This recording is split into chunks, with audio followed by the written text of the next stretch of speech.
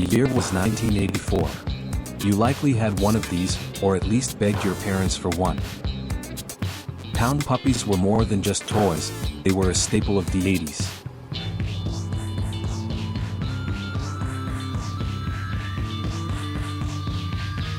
Today, I'm celebrating that nostalgia by bringing these dancing pups into the shop. Instead of plastic, we're using wood.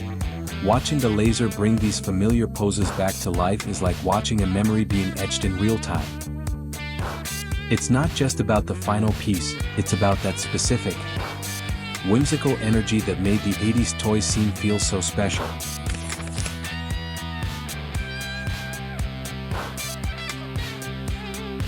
Every puppy design from that era had so much character. Recreating them with a laser allows for a level of detail that feels like a modern tribute to a classic design. It's a fun way to keep a piece of childhood on the desk.